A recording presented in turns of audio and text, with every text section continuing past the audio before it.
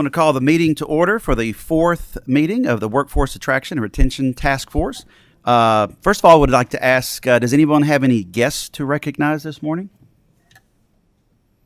All right, yes, please. One of our hardest working economic development members, Corey Eimer, is here today, and I'm always glad to see him and amplify his energy to help in my counties. Good to see you, Corey. Anyone else? Well, welcome this morning. I'd also like to remind everyone to silence their cell phones at this time.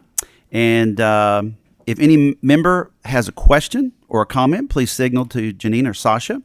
And Sasha, please call the roll. Senator Elkins. Present. Senator Funke Fromeyer. Present. Senator Howell. Here. Senator Webb. Representative Branscombe. Here. Representative Cook. Representative Pollock. Here. Representative Tackett Lafferty. Here. Co-Chair Wise. Present. Co-Chair Duval. Present. All right. May I have a motion to approve the August minutes? Second. All right. We have a motion and a second. All of those in favor, please signify by saying aye. Aye. Any opposed? The minutes are approved. Very good. Well, let's get started. So we first of all would like to have Molly Bode with Valor come forward, please. And if you would, make sure the mic is on, the green light should be on, and please state your name for the record. Hi, everybody. My name is Molly Bode. Thank you for having us today. I see some familiar faces in the room, so I'm really excited to be here. And I'm Terry Samuel. I'm the president of KSTC, which is the parent organization over the Valor program. And I am the executive director of Kentucky Valor, so I'm going to share a little bit, which is an initiative of KSTC, and I'm going to share a little bit about our program today. I see veterans and their families as a key element to Kentucky workforce. So today I'm going to speak a little bit about the opportunities and challenges to recruiting, hiring, and retaining service members for Kentucky's civilian careers. Following that discussion, I'll go in a little bit to speak about our program, of course, Kentucky Valor, which works to help these service members and their families enter the Kentucky workforce. We have just a little under 300,000 veterans already living here in the state of Kentucky. And there's an additional 200,000 men and women that transition out of the military each and every year and enter the civilian workforce. In our work with transitioning service members, we've learned that folks typically take one of three paths as they exit out of the military. About a third of them want to stay close to where they are now. Their spouse and their families may have already integrated into the community that they are living in, so they want to choose to stay local to the base that they are transitioning out of. The second group are people that want to go home. They want to go back to the place that they were prior to entering the service. And then the third group are open to moving anywhere for the right opportunity. When speaking to a retiree out of Fort Knox about what his deciding factors were, he said, "Molly, if you can find me a good job and my wife is happy, I'm in." And I really like that statement because it's so true. Jobs are incredibly important, but so are families. And as around half of service members are married, we must also consider the needs of and career goals of military spouses and family members as well. Active duty spouses in particular are often forced to relocate around every 2 years, which causes them to constantly have to search for new employment opportunities. According to the Department of Labor, over half of military spouses have a college degree, around 30% possess an occupational license, and research indicates almost all of them prefer to work full-time.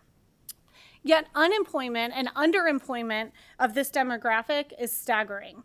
And this holds true for service members as well. Around 30% of service members have an educational degree prior to exiting the military, and many of them are open to pursuing new opportunities and continuing their education after their military service. Yet again, national data indicates that around 3.4% of veterans are unemployed, and nearly a third of veterans are underemployed in the workforce. On the next slide, I'm not going to spend too much time here. As you folks already know, there are ample benefits to hiring a veteran. They have strong leadership skills. They work hard and are disciplined. They are often very committed to their employers and absolutely work on a team and know how to follow a chain of command. But probably most importantly, military folks possess tangible work skills that can be easily applied to civilian jobs across many industries, including trades, management, healthcare, transportation, and protective services. And that's just to name a few. And as we know, employers value veteran workers. Nearly 60% of employers reported veterans performed significantly better than their civilian counterparts and viewed veteran applicants as assets to their companies. So for us, it seems really like a no-brainer to tap into this talent pool to help fill Kentucky jobs. However, just as there are benefits to hiring a service member, I would be remiss to not mention that there are also some challenges, or what I like to call disconnects, between military and civilian workforce. So for service members, it can be incredibly stressful and burdensome to transition out of the military. They have to adhere to strict transition timelines. They have to ensure their resume is civilian ready, which is often the difference of about 10 pages. They have to navigate paperwork associated with SkillBridge or apprenticeship programs. Maybe they have to apply for school, see if they even qualify for an occupational license. And many of them require additional career counseling to even figure out what they want to do for their post-service career. There are many times that when I work with kids coming out of Fort Campbell where I say, what do you want to do when you get out of the military?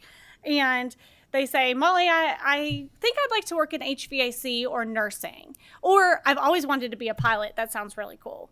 So as you all know, those are very different career choices. And oftentimes folks need a little bit of guidance on what's right for them, what they want to do, and how to get the best career path, and then match them with an employer in that field.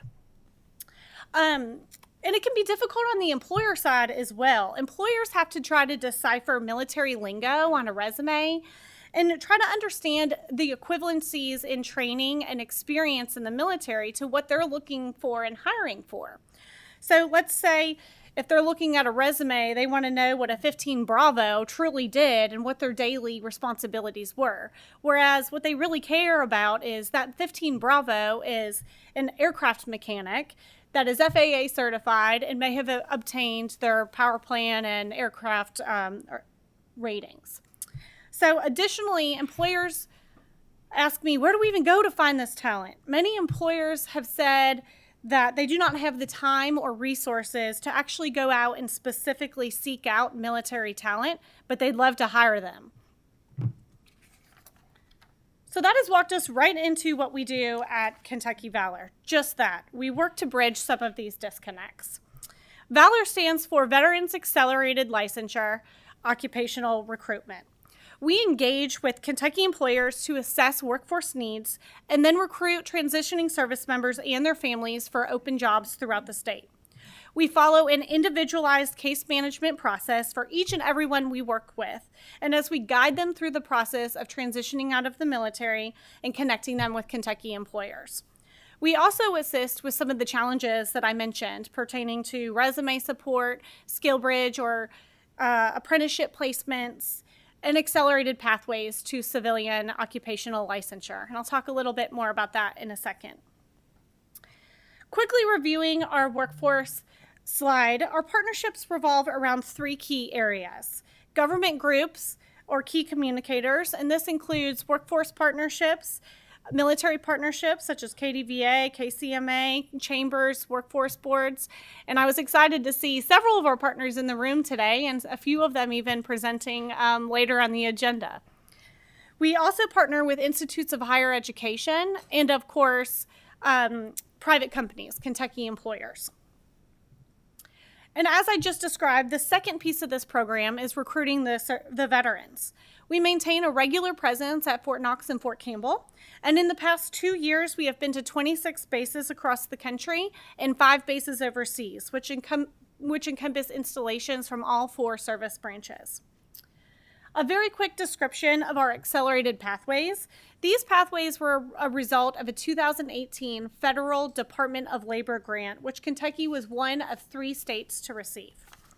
My team was tasked with creating these pathways to civilian licensure that credit military education and experience. So essentially what we were trying to do is eliminate the need for folks to have to completely start over when exiting out of the military. A very quick example of how this works, a 68 Whiskey or an Army medic used to have to complete the full civilian training in order to qualify for an EMT license. Now, after that grant, the same service member automatically qualifies for an advanced EMT license and can pursue their paramedic at a KCTCS location with a bridge program. We have 44 of these accelerated pathways that correlate to 55 occupations or categories of civilian licensure here in Kentucky and span across 180 different military occupational specialties. Our sole goal in creating Kentucky Valor was to market that these opportunities are available for service members in Kentucky. We then wanted to help folks navigate through these pathways, obtain a license, and pair them with a good Kentucky job. Thanks to the help from Representative DJ Johnson, Kentucky Valor was first funded by the General Assembly in 2022. And now we are able to do just that, all of those things to help both service members and concurrently work to address Kentucky's workforce needs. Before I wrap up here, I'm going to go through a couple of our metrics. We currently have over 1,000 service members and family members within our pipeline. Around 35% of those are within their 6 months window, meaning they are actively under case management and searching for a job here in Kentucky. In our 2023 case management class, 81% found a job in Kentucky and obtained an average salary of $58,000 a year, which, as you know, is slightly higher than Kentucky's average. I also wanted to share that our retention rate is at 98%, with the caveat that we just ended our first 2 years. But comparing that to a national statistic, typically 43% of service members leave their first civilian job within the first year. That number rises to 80% by year 2. So to have 98% retention, I think we're doing okay in that area. We truly pride ourselves on taking the time to find purposeful, meaningful careers for service members and their spouses, and ensuring that they're integrated into a community that best fits their needs throughout all regions of the state of Kentucky. So I really want to thank you all for having me here today and giving me the opportunity to present on what we have been doing with this program. I look forward to continued conversations with you and answering any questions that I can. Thank you for your presentation. I think we you. have a question from Senator Funke Fromeyer. Thank you, especially on the heels of September 11th. Yeah. Well, thank you. It's such an awesome effort to employ our veterans. So I'm not so familiar with the dollar amount that you are funded from the taxpayers. I'd like to understand that. But you also gave fantastic statistics. I do love that. 81% of 2023 CM class. What is 81% of? What number are we referring to?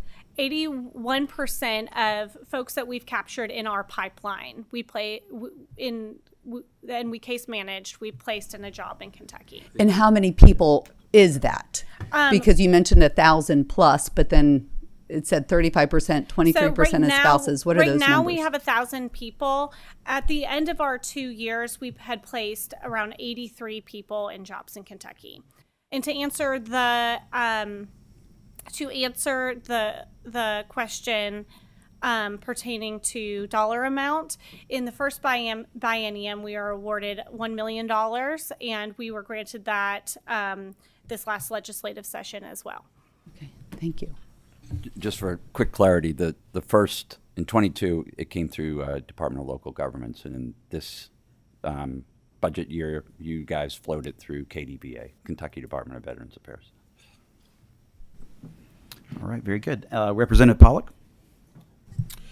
Thank you for your presentation and the services you provide our veterans.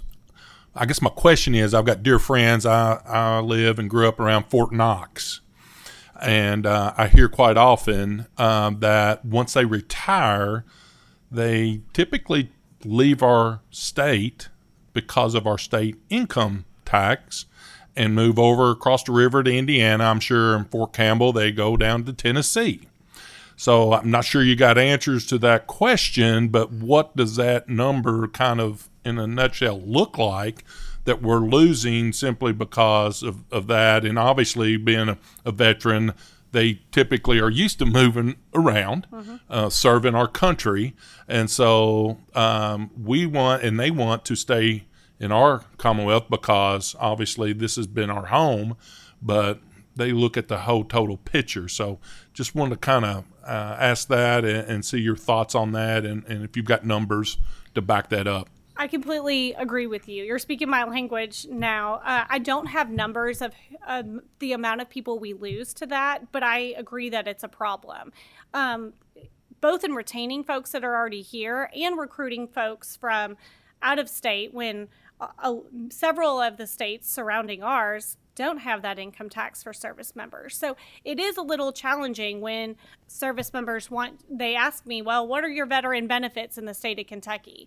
And many times those that have that income tax are on their short list and we don't. So that would be an ask of me to you, from me to you, to help push that forward and help our marketing and recruiting efforts by sweetening the deal for service members and their families. Mr. Chair, can I follow up real quick? Thank you, Mr. Chairman. Well, and obviously we're looking, and that is a big point of emphasis on our state income tax for everyone here in the state of Kentucky.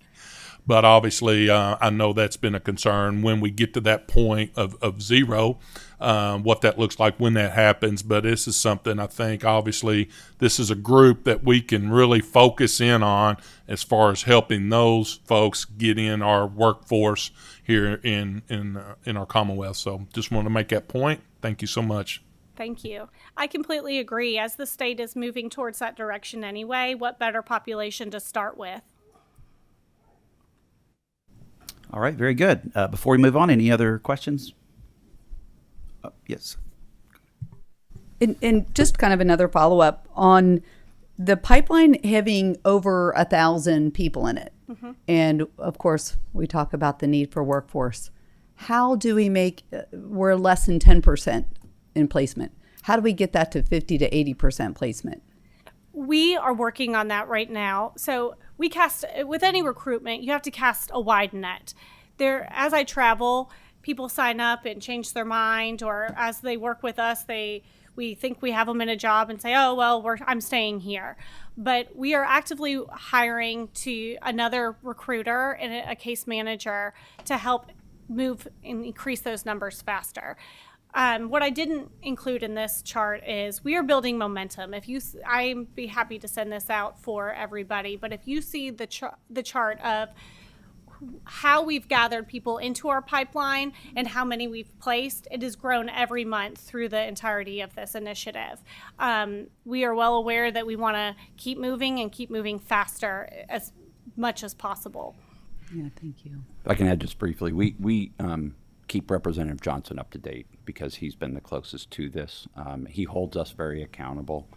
And when we started on July 1 of 2022, I think I have my dates right, on the last biennium, it took a while just to get the program growing. So we didn't really place our first employee until sort of the spring, like April of 2023. Right. Mm-hmm. So if you see the chart, and Representative Johnson was very blunt with me. He said, Terry, I'm going to go to the mat to try to get you funded again. You really got to keep that ramp going. He said, I believe in the momentum you've built, and I think this is a great program, but you got to keep going on the momentum. So I know Molly feels that every day, and if she doesn't feel it, I remind her, and if I don't remind her, Representative Johnson reminds her. So it's there. We know that ramp, and we will make sure you get that chart. Yeah, thank you. All right, very good. Thank you for your presentation. Thank you so much. Appreciate the work that you're doing. All right, next on the agenda is Adult Workforce Diploma Program. So if you would like to make your way to the table and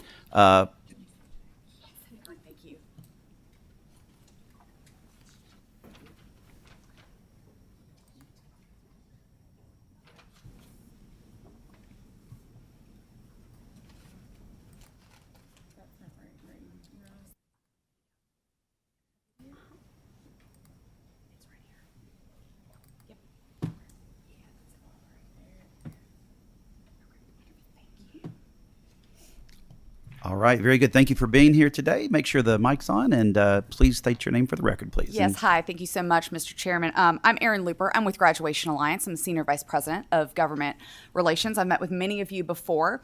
So today I'm here to talk about the Adult Workforce Diploma.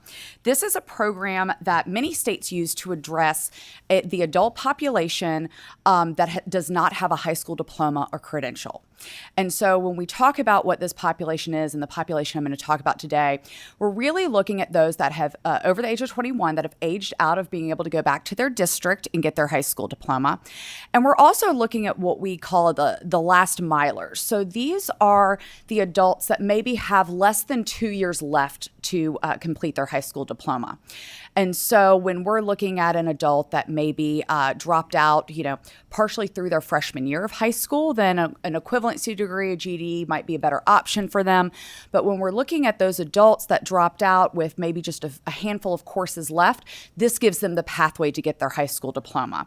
So it's a very complementary program to some of the other workforce efforts as well that I know Secretary Link was here discussing, including the SWAT effort and initiative and trying to collaborate resources. So this is really something that we view as a soft pipeline into some of those other programs.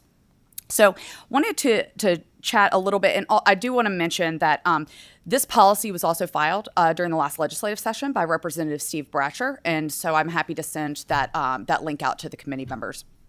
So I want to talk a little bit about who we are and kind of how we got here. So Graduation Alliance has over a decade and a half of experience in re-engaging those at the school age and adults that dropped out of high school. And so when we started working with state agencies back in 2015, Ohio being the first state to implement this program, they put about $1 million of research into what does an adult high school diploma program look like for this population. So, and then since then, many states have followed that. And so it's a policy that also allows for multiple providers. So Graduation Alliance is just one of many providers that participates in this program. In Ohio, we're one of over 50, and other states that have implemented this program, such as Arizona, most recently Arkansas, Michigan. We are one of many, over a dozen providers that provide this program. So just to give you an idea of some of the states, as I mentioned, Ohio was kind of the first state that put the research in. What does this high school diploma program look like? And I am going to get into the actual policy model here in a minute, but they really wanted to look at what an outcomes-based high school diploma program looked like. That also focused on the workforce. And so how does that kind of work? And then since then, Michigan and Indiana and some other states have also implemented this similar program, with Arkansas being the most recent to launch their program. So what does this look like? What does the policy model look like? So, as I've mentioned, it is a pay-for-performance funding structure. So any state funding that is put towards this program, providers do not have access to it until milestones have actually been completed. So if an adult enrolls in a course, the provider is not able to invoice or get payment for that course until the course is actually passed and completed. Similar with any sort of workforce credentials that are included in this, as well as, of course, ultimately that graduation. So that's how the funding structure of the policy is set up. And then, as I mentioned, it allows for multiple providers. So the policy provides a list of qualifications for providers, and one of these is that they have to be a regionally accredited diploma granting entity. So they've got to be able to grant that regionally accredited high school diploma that is considered Tier 1 by the military and accepted by any four-year university. And then further, they can offer in multiple modalities to make sure that there is access and flexibility for these adult learners. And the third facet that's included in the policy is some accountability and efficacy measures. So while the policy includes a minimum graduation rate standard and things like that, it also includes a cap of a maximum of an average of $7,000 per graduate. Although I will tell you, in other states where we're a provider, we usually see this average out to about a little under $6,000 per graduate. And so that's what it usually costs per adult learner that graduates from the program. So I want to talk a little bit about how it's the goal of this program is not just to get that high school diploma. It is also to provide them with workforce credentials. So what we kind of do in this is, so let's say an adult learner has 5 credits left to graduate from high school. They need an English and a math credit, and then they have 3 electives left. We get them that English credit. We get them that math credit.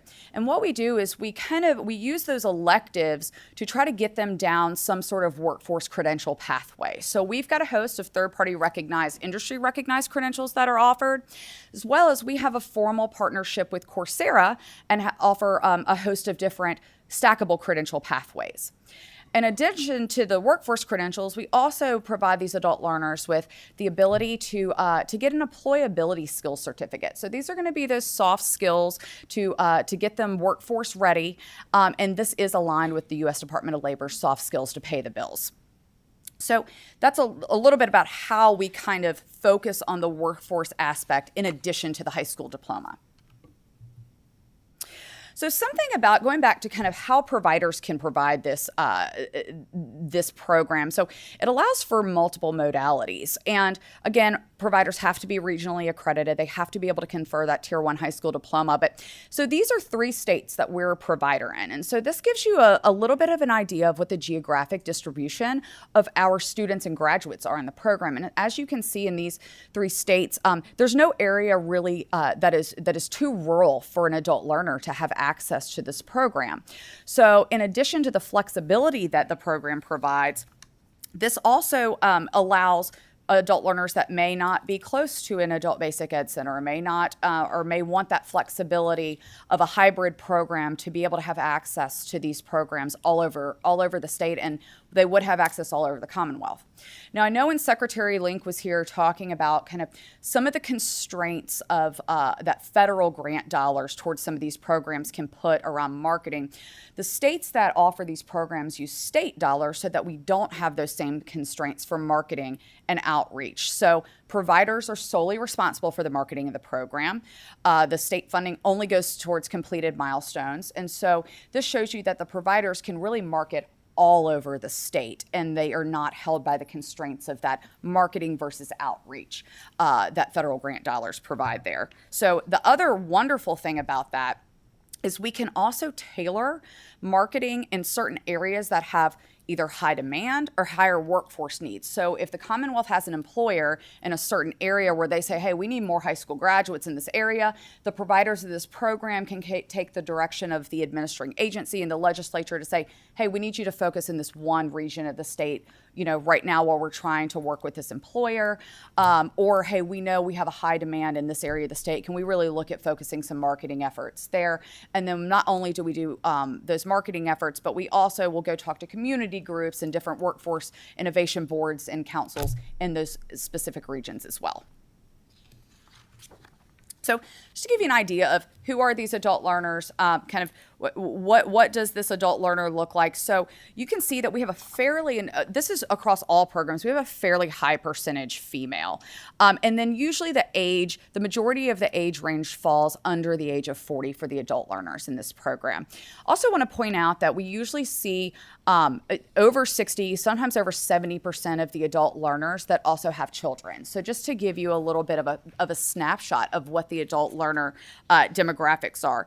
And so when we're thinking about kind of the modalities and the flexibility of this program, I want to point out that it is asynchronous, but it is not self-paced. And due to the efficacy measures in the policy, those minimum graduation rates that have to be met, adult learners do have to track through this program. So it is a great option for, let's say you had a single mother with children, and she wants to be able to work on her coursework towards her diploma after she puts her kids to bed.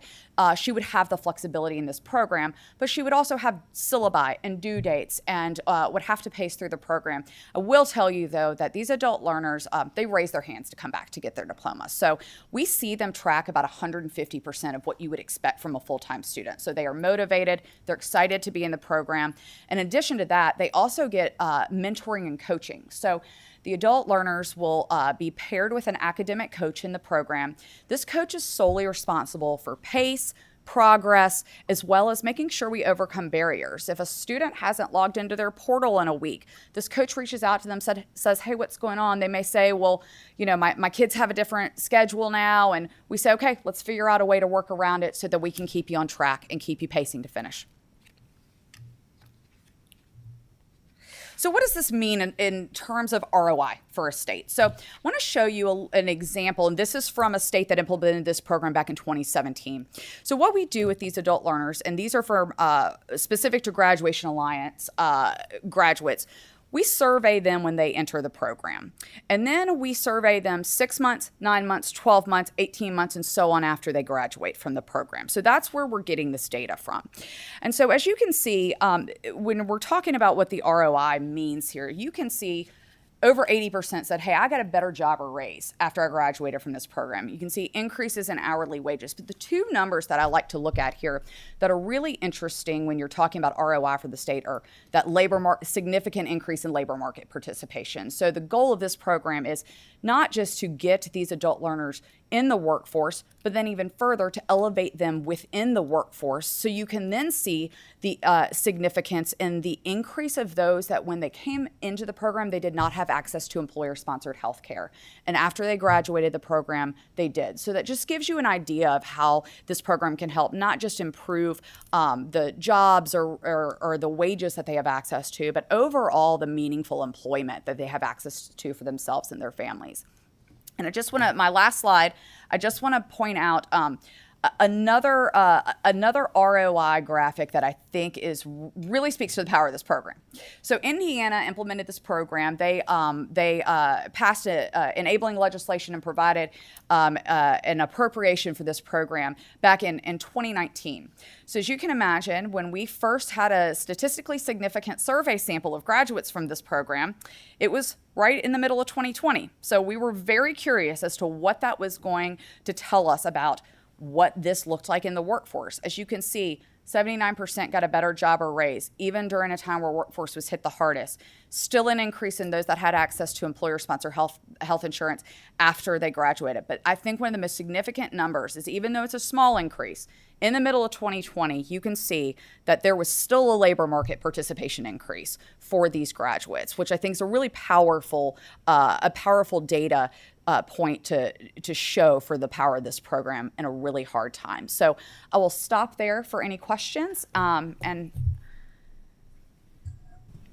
All right, very good. Thank you, Senator Funky Fromeyer. You're not going to be surprised by my question. How many people are we referring to when we're talking about these percentages of increases off of what number? So it really does depend on the amount of state funding that is put towards it. We see states put anywhere from $1 million to upwards of $7+ million a year. Ohio, they put $6.9 million in their annual appropriation for the program, and then they just recently added an additional appropriation to work on those that are over 18 that have those adults that have dropped out of high school. So when I say it depends on the funding, it really does, because you're also looking at the number of credits remaining. So I think a good rule of thumb that we've seen in our experience is you can expect anywhere from about 175 to 225 graduates per $1 million invested by the state on the program. And so when you consider about an average of 7 credits remaining to get their high school diploma for these adults, that should hopefully give you an idea of kind of what that looks like. In the example that you just shared on the outcomes of Indiana, what numbers are you referring to there? Here, I believe when this data was collected, they had maybe $1.5 million per year for their annual appropriation, but this was still in the pilot phase of their program. So I can absolutely send you the exact end of this survey response and how many students they had in their program when this data was collected. Senator Howell? Here, I've got a couple, if that's okay. Absolutely. No need to go back to the slide, but one of your slides talked about 28% being enrolled in post-secondary education. Does that include like a community college or extensive like workforce training programs where they had to have the high school diploma to qualify for the next step? Absolutely. We really do see, there we go. We really do see, it's interesting, these adults dropped out of high school. 80% 80% of the time, from our experience, it was for a non-academic reason. So when they come back, they are motivated, they are excited. And then when they get that high school diploma, they realize, you know what, I want to continue to go down the path of education. And so we do see this program as a soft pipeline into some of those programs, community college system. Is there any way to tell the people that we're talking about that go in and get the extra workforce training, have they already been in that field? So that's can you interesting. tell- I could actually go in and chat with those that do our survey and see how many of them were already in the high demand field, maybe even working part-time before the survey. I'll have to go in and check it, and I'll follow up with you on that. Okay, thank you. Also, have you worked with any other of the state agencies, the education or labor cabinet, or anybody to go and work through some of these programs with them? Has there been any coordination with any of those agencies? Yes, absolutely. We've actually we've had extensive conversations with the labor cabinet about this. There was actually an RFP that was issued by the cabinet that was not awarded. And I believe it goes back to some of the issues that Secretary Link expressed to this committee about kind of the flexibility and inflexibility of some of those federal grant dollars. So we've had extensive conversations with them about this. Thank you, Mr. Chair. Co-Chair Senator Wise. Thank you, Mr. Chairman. Thank you for the presentation. I find it interesting. I refer back to the graphic on the demographic about the gender issue of how many females you have participating, which is continuing to show that trend of not getting males back in the workforce. And so I don't know how long that demographic's been there that you've got as a stat, if that's been something post-COVID or if that's been a number of years. But I find that is very troubling as a society as we move forward. Great. I'm not being sexist at all. Great to see that we've got that percentage of women. But however, unfortunately, we're also losing that male population of returning back to work. And that's a situation that I don't think any of us here can solve on our own, but we have to holistically look at that as a society as we go forward. My question is, Representative Bratcher, you mentioned, I think it had ran this last session. Is there intentions to run that again, or does that only have to come in a budget session for this to be an issue going forward? I don't know if you know what, at the interim right now, what the plans are for the upcoming session with this. I think the intention is to run it again. I don't want to speak for Representative Bratcher, but I do think the intention is to run it again and at least get the policy in place, and then we can maybe work with the cabinet again on finding maybe some discretionary state funding that could be put towards this that wouldn't have those outreach and marketing constraints of what I think they were trying to use for that RFP. So I will definitely follow up with the committee on that and what the intentions are, as well as send the link to the bill that was previously filed. But getting back to your question about the gender, what I can do is we can go back and look. I will tell you, I've always seen it be fairly high percent female, but that is also the beauty of being able to tailor this program, is work with existing employers that may have, a manufacturing association as well that may have temporary employees that don't have a high school diploma that we can move to permanent, as well as working with different community groups in different areas and focusing on different demographics. And that's the beauty of being able to tailor it for exactly what the Commonwealth needs. Thank you. So I have a question. So how important has the accountability piece of this been? You'd mentioned that if someone hadn't logged in for a few days, someone reaches out to them. How important has that been in terms of students completing the program? Absolutely. And that's the reason we pair them with that academic coach. That is not a teacher. That is not a tutor. They have access to all of those resources, but that academic coach is there specifically for that accountability. So as I mentioned, this is asynchronous. They can, if a single mother wants to work on her coursework all day on Saturday, or somebody, has a break and is working multiple jobs and has one day off and wants to do all of their coursework in one day, they have that flexibility. However, they still have those due dates. They still have syllabi, and that academic coach is there to keep them on track and make sure we address barriers. But going back to also the program accountability, those are written into the policies. And so those minimum graduation rates and those caps on the average cost per graduate also ensure that the providers that are approved to participate in this program are keeping those students moving through the program as well, because if they fall below those accountability measures, they're not able to provide the program anymore. So it's kind of built in, not just from the support that the student gets, but also from the policy as well. Very good. Thank you. Senator Howe. I want to follow up on Senator Wise's question about the female-male disparity. Is there anything that y'all do? This may be outside the scope of what you do, but is there anything that you've seen or been involved in that shows why we can get more females back into a higher level workforce without the men? I can only really tell you that anecdotally. And so, because again, this isn't mandatory. These adults are raising their hand. We market throughout a state. These adults raise their hand to participate in the program, and I'm happy to share some of our students' stories and testimonials with the committee of when we ask them why they came back and why they wanted to get that diploma. We get usually two answers. The first is, there's a job I want, or I needed a better job that I needed this diploma to get. And the second is usually because I want to show my children how important it is to get this high school diploma. And so when you consider this demographic and you consider the over 60%, even closer to 70% that have children, that's usually what we get anecdotally. All right. Very good. Very good. No other questions?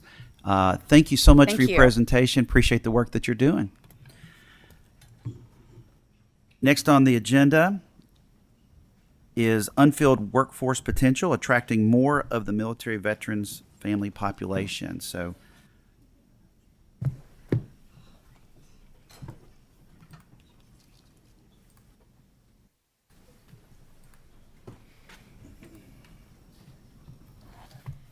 thank you. Make sure that your mic is on green, and if you would introduce yourself for the record, each of you, and then you can start your presentation. All right, thank you.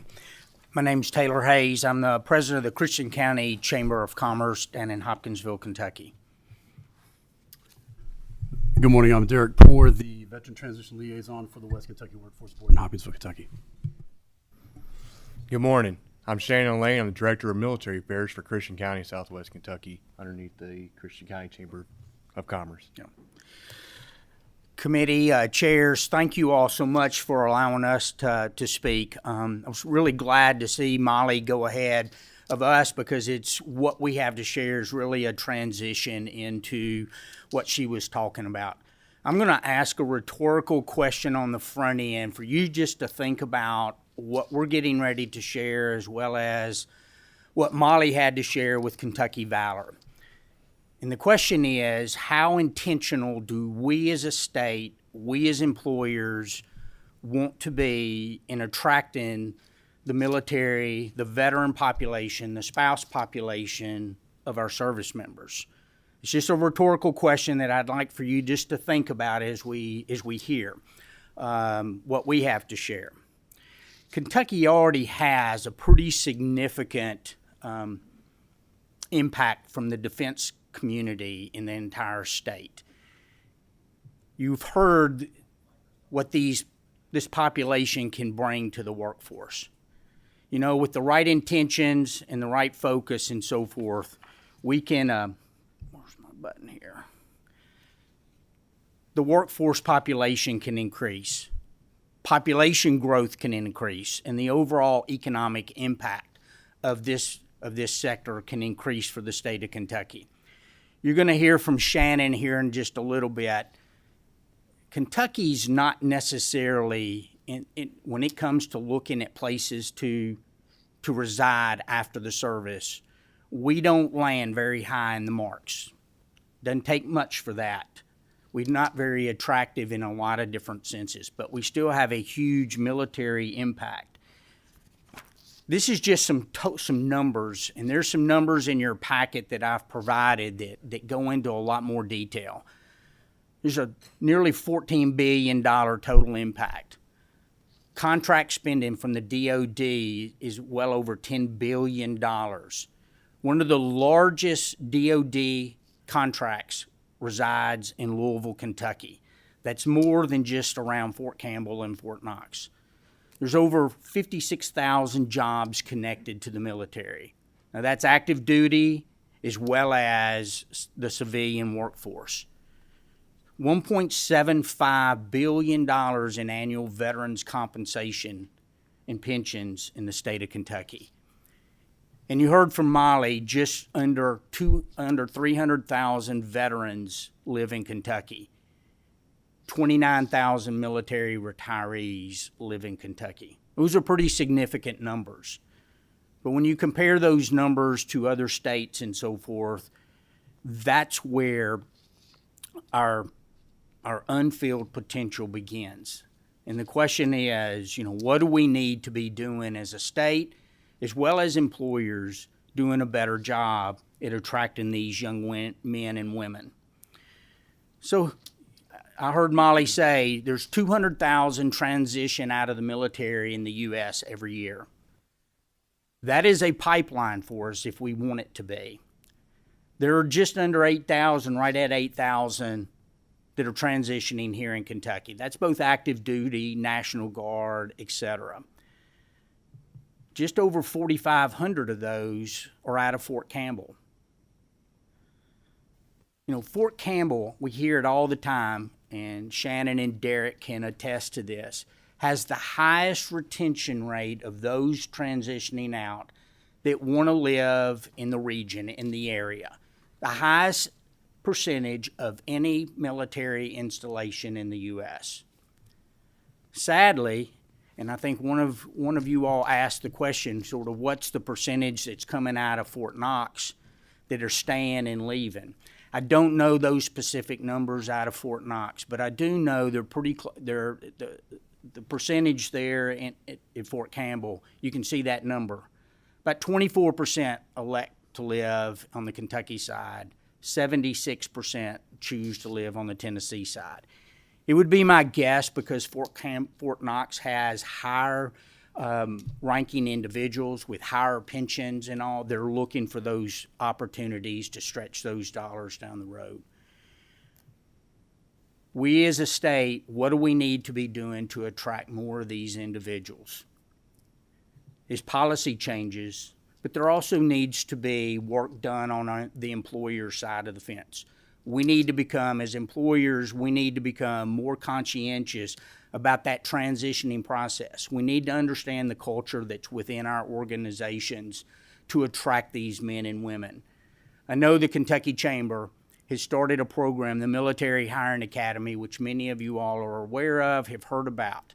It is a good step in the right direction of helping our employers better understand what this population is all about. I'm going to let Derek, I'm going to turn it over to Derek. These two individuals right here are both U.S. Army veterans. They've been through the transitioning process. They also elected Kentucky to be their home place. But that wasn't necessarily a very easy choice. And there are things that we can do as a state and as communities to do a better job. Well, good morning, everyone. I'm going to talk a little bit about about my role, what I do at Fort Campbell, and the types of individuals that we have the opportunity to encounter and that we could tap into.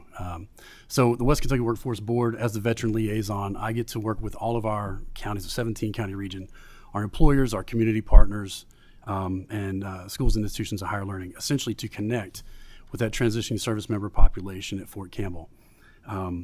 At Fort Campbell, there's a transition assistance program office that every service member goes through. So it's a series of classes where they get to learn everything from resume writing to how do they dress for an interview, et cetera. I sat through that process, and it's daunting. It can be very it can be very overwhelming at times to sit in one room, listen to something, but mentally you're somewhere else because this transition is so different for you. I can maybe liken it to second chance employers where they're working with folks coming out of incarceration.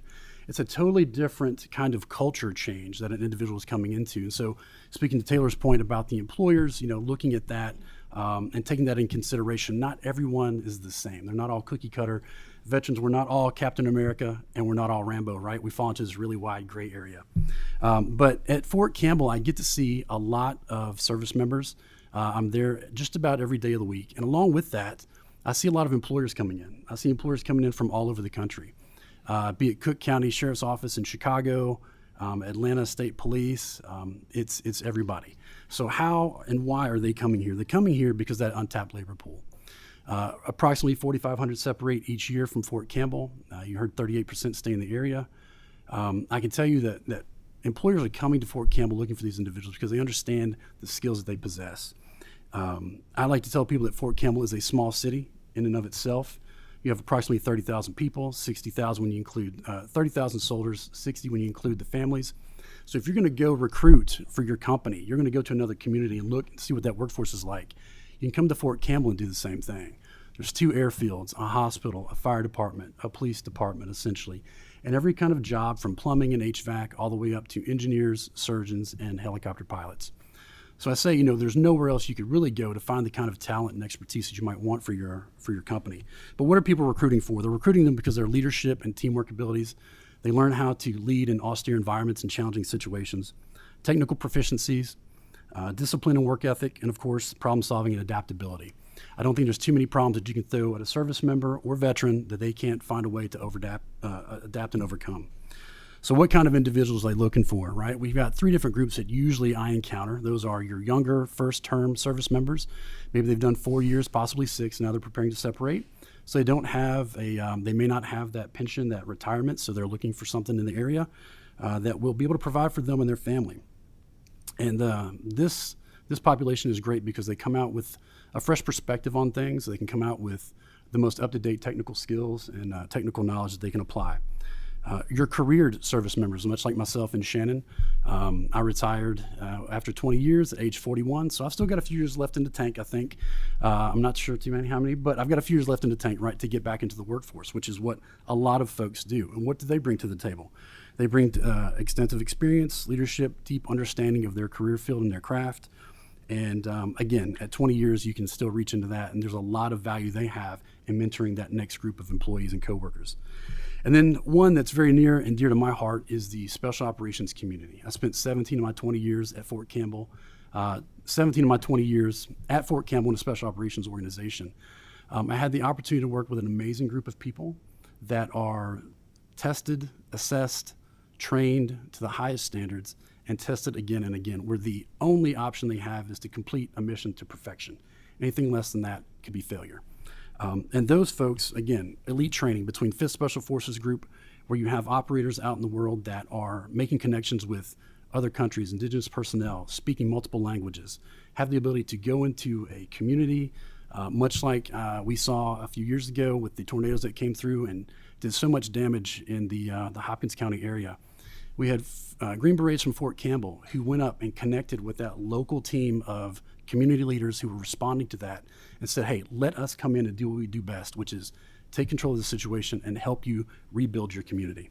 And so it's those organizations where they've got the flexibility to do more because they want to do more. And a lot of times they've had the opportunity to homestead in those areas. So their families are already built into the communities. Their families may already be business owners. So they're very engaged in those communities. And for myself, selecting Kentucky the way I did, I was born and raised in Hopkinsville. I never thought that I would stay in this area as a child growing up, but I had the opportunity to do so through the military service, and I couldn't be more thankful for that. So that concludes my presentation. If you have any questions, I'd love to engage you. I asked that rhetorical question, how intentional are we going to be at attracting this group, this sector of the population to be a part of our workforce? If we truly think that they're valuable in our organizations, in private enterprise, civic organizations, and even the public sector. I feel like we're a very friendly veteran state in so many different ways. How do we become military veteran ready? And I'm going to let Shannon share a little bit about some of the things relating to policy, but also his story, to be honest with you, about the decisions that he had to make in order to move and bring his family to Kentucky. Good morning again. Thank you again for your time today. So I'm going to start off by saying I've never been the most politically correct person.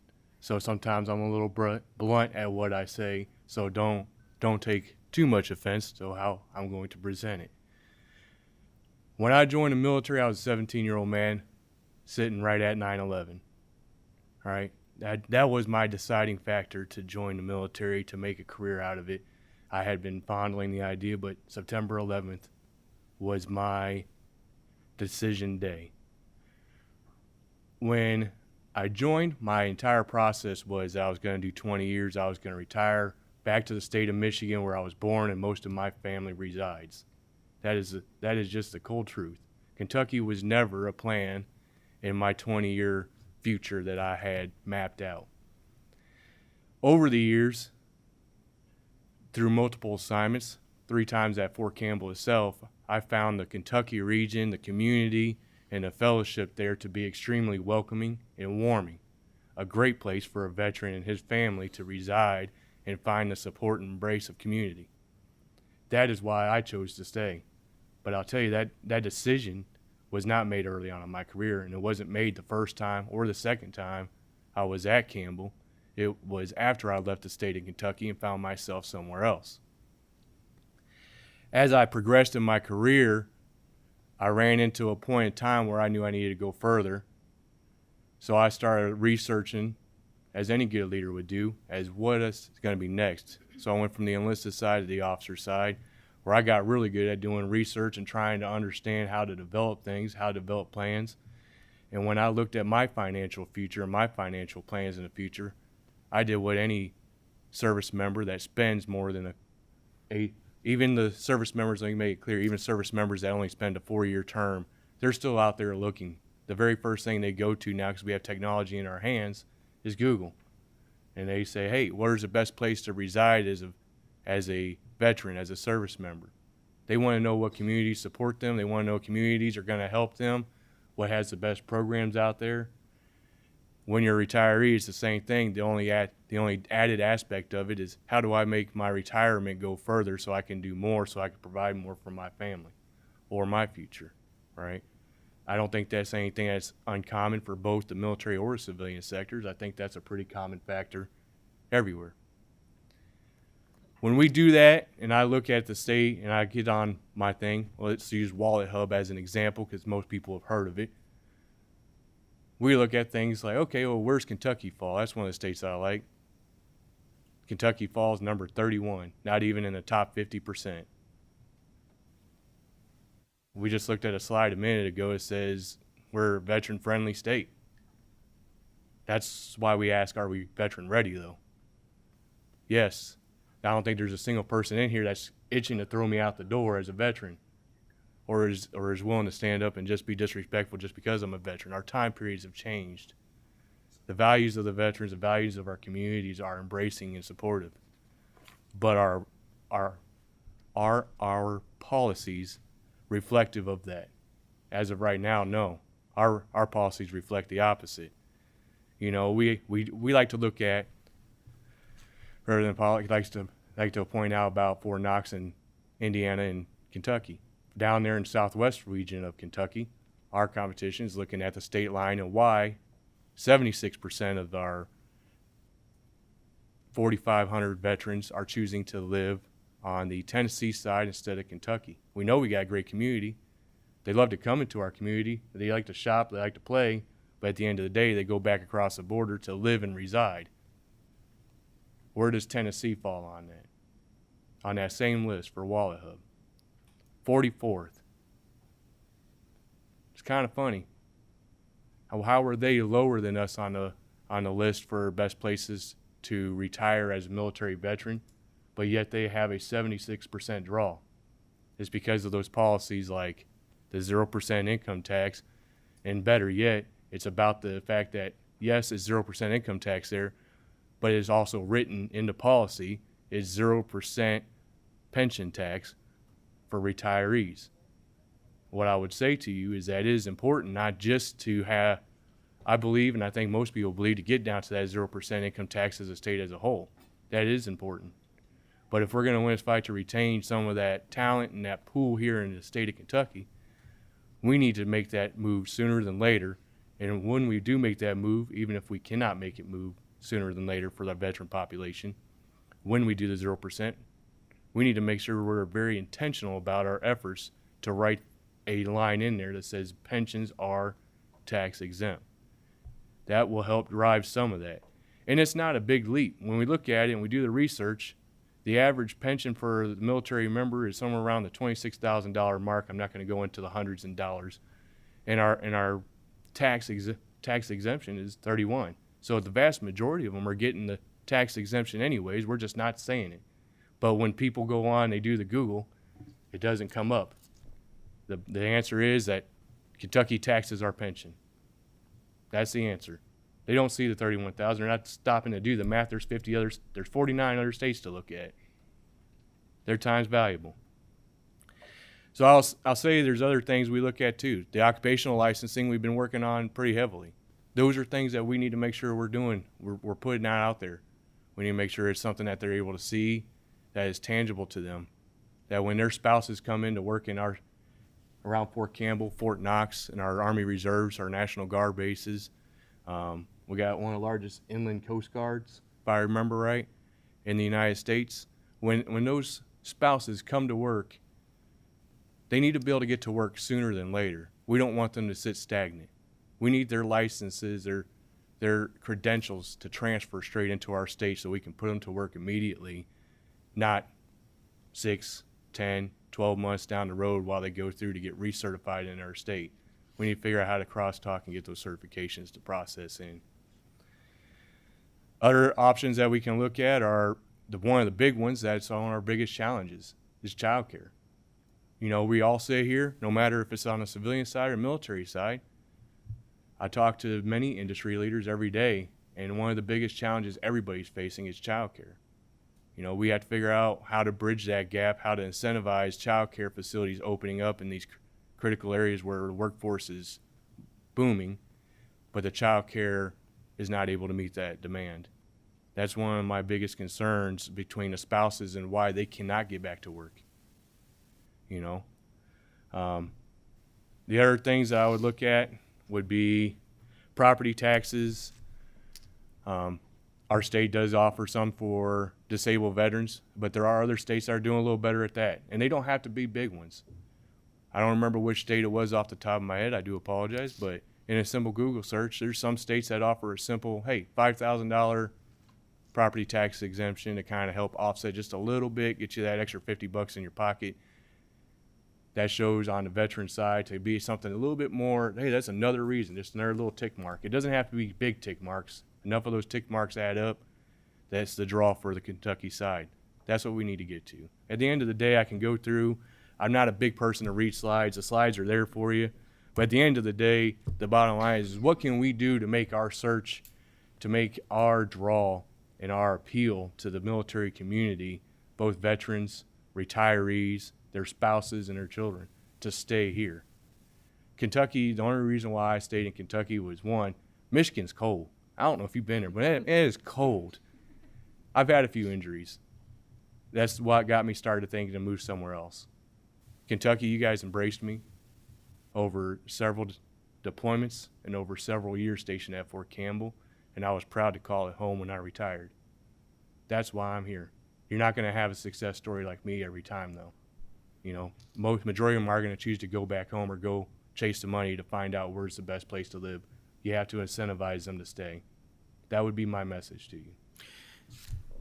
This concludes our presentation. In you all's packet, there's a lot of different information, some statistics, et cetera, and we're happy to help answer any questions that you all may have. And again, you know, our purpose here today really is hopefully open some minds and some thoughts about how intentionally we as a state want to be at attracting this segment of the workforce. And I say that from the policy standpoint, but equally our employers need to bear part of that responsibility as well by becoming more intentional, seeing the value of this service sector. With that, thank you all so very much. Appreciate what you all are doing. I love the path to 0%. Let's keep it up. Let's get Kentucky to 0%. And with that, that concludes our presentation. Thank you. Gentlemen, thank you for your service, and thank you also for choosing Kentucky. Do we have any questions? I'll make, Chair, Yes. just make a comment. First of all, thank you all for your presentation. Second, what I really appreciate is that you bring a challenge to us, but you also bring solutions on how we can become a more veteran and military friendly state, or ready state, I guess you could say. A lot of times we get a lot of, I guess you could say, challenges brought to us, but not a lot of ways that we can address those challenges. So I just want to commend you for the work you're doing. Thank you for the presentation and for being here today. Senator Wise. Thank you, Mr. Chairman. I also want to thank, he's not on this task force, but Senator Whitney Westerfield, who recommended you all, and Senator-elect Craig Richardson, who's coming in. Thank you. I'm going to follow up on Representative Branscom's comments there. Thank you for leading that charge of pushing us of things to look at. I did not know on the interstate compacts. And thank you for the information that you provided here within. Whoever put these other slides that are not addressed in the presentation, I want to make members aware, please look at those pages that were also provided. This is very helpful to us. So I know sometimes it's easier for us not to go into this because we see what's on the screen, but we don't see what's in our packet. But these are very good, and I think these are things that we need to continue to look at as other measures besides what we're doing with tax reform. Child care, as you mentioned, we've done task force working groups. I know other groups, Kentucky Chamber and others, are continuing to work on that, as we must do that. It is critical for us as a Commonwealth. But thank you for your service, and thanks so much for the presentation today. Thank Senator you. Funke Fromeyer. Shannon, thank you for calling Kentucky home. We appreciate that.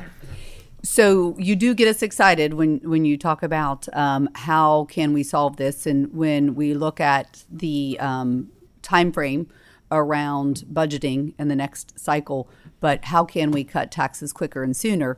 We'll get on that. What would it cost us? Your point is very well taken. Most people wouldn't be taxed anyway. We just don't say that. And how to make that so crystal clear. I'm a certified financial planner, so I think about those things all the time, how to be tax efficient. But we're already tax-free for most of the veterans. They just don't know that, or they weren't told that. It's not in the big print.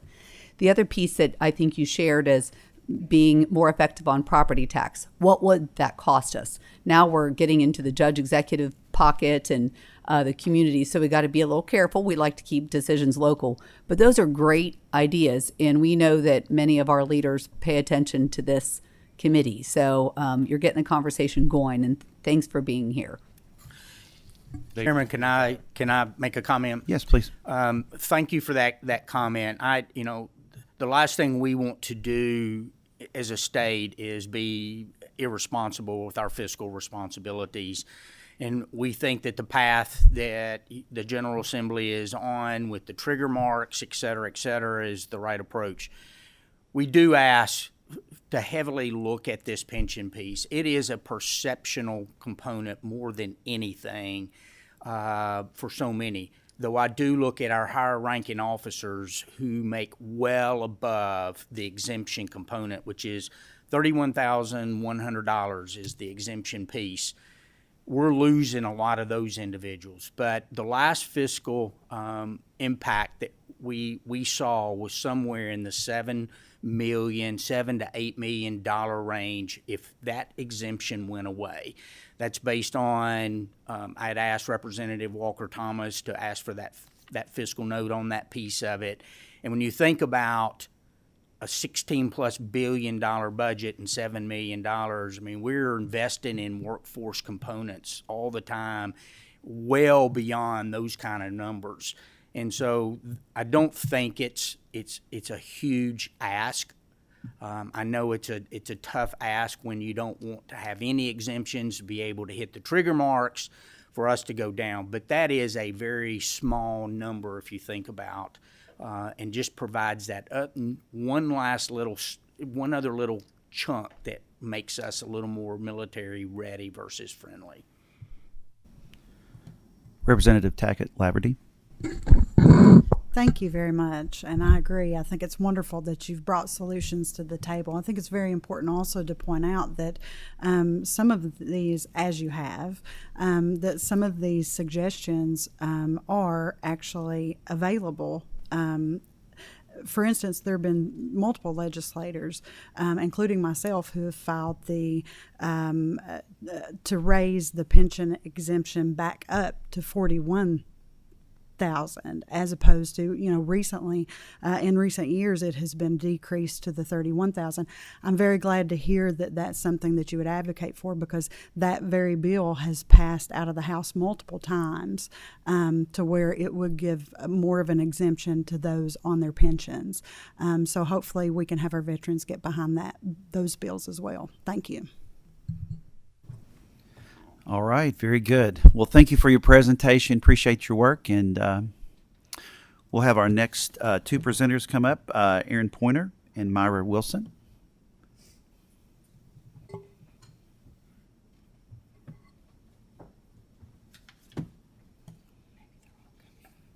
Okay.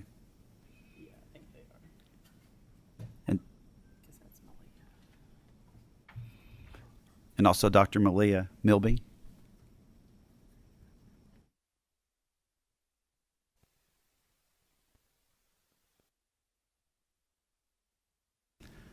All right, if you'd like to state your name for the record, make sure the green light is on, and you can begin with your presentation. Good morning. There we go. Good morning, chairs and the committee. Thank you all for having us. I am Myra Wilson with the Cumberland's Workforce Development Board. Good morning. My name is Aaron Pointer. I'm the director of the Reentry and Employment Services branch. My name is Dr. Malia Milby. I'm the CEO and co-founder of Hometown Health Systems.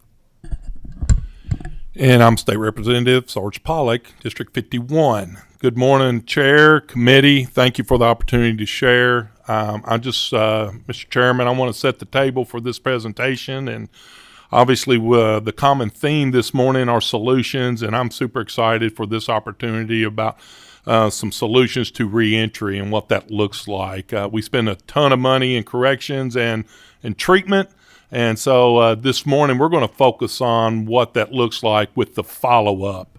And I'm excited to hear their presentations and then answer any questions the committee may have. So, Aaron, you start us off. All right.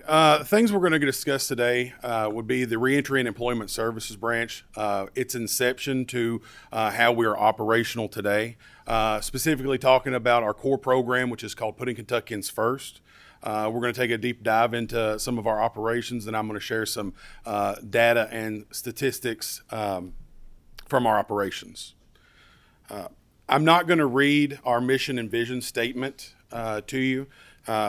Essentially what it is, what we do is we seek to align those state, regional, and local organizations and partners to intentionally serve the justice-involved population. Oftentimes you hear justice involved, second chance, fair chance. It's all, we look at this population with that holistic scope and that lens because it is all one effort to efficiently and effectively serve this population.